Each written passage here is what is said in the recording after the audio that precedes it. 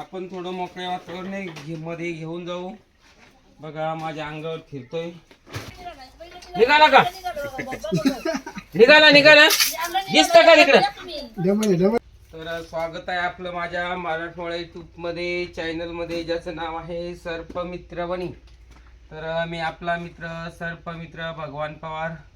तर आज दादांनी मला कॉल केलेला होता. सुरुवातीला त्यांचा परिचय देऊ, नंतर रेस्क्यूला सुरुवात करू. काय नाव आपलं? बाळासाहेब चंदू गुले.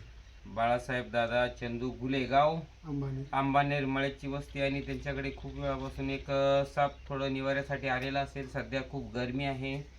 तर आपण बघू शकता साप कुठं आहे. हे अडचण केल्यानंतर आम्ही थोडी चौकशी केली. नंतर इथं फळीच्या खाली बसलेला आहे. तर बघा एक साप कोणता आहे आपण पूर्णपणे पाहिल्याशिवाय पकडण्याचा प्रयत्न करू नका, जेणेकरून सापाची ओळख पूर्ण झाली पाहिजे. तो विषारी बिनविषारी, कारण जीव जो कोणताही जीव असला तरी तो आपल्या संरक्षणासाठी नक्की चावत असतो. म्हणून अडचणीच्या ठिकाणी हात घालताना शक्यतो खूप अशी काळजी घ्या. तर बघा इथं साप बसलेला आहे,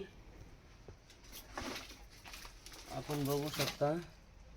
हे बघा. ओ माय गॉड, निघाला का?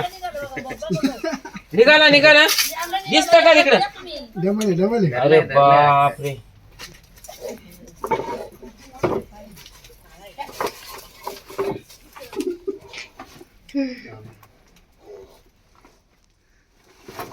तर बघा इथं जो अडचणीचा भाग आहे, आपण थोडं मोकळ्या वातावरण मध्ये घेऊन जाऊ.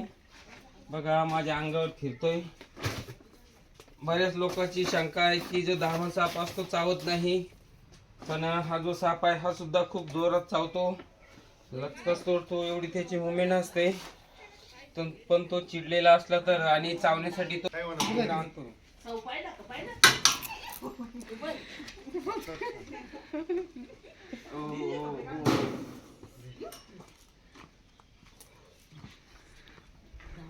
तर हा जो साप असतो खूप चंचल असतो, खूप चपळ असतो आणि खूप भित्रा पण असतो.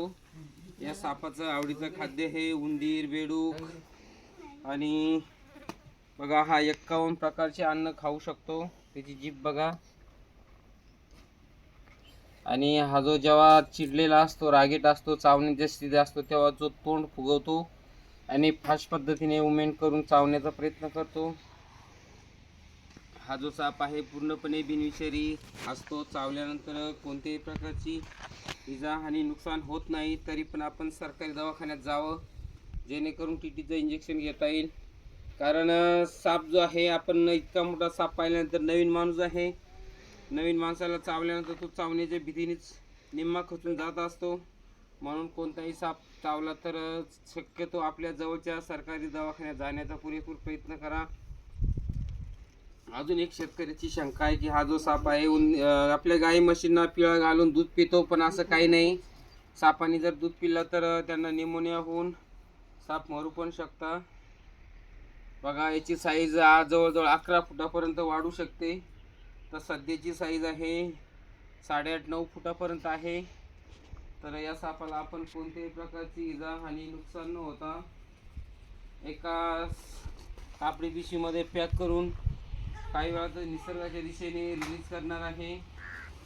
तर वेळ भेटल्यास माझ्या चॅनलला लाईक, मित्रासोबत शेअर आणि एकदा सबस्क्राईब करायला विसरू नका.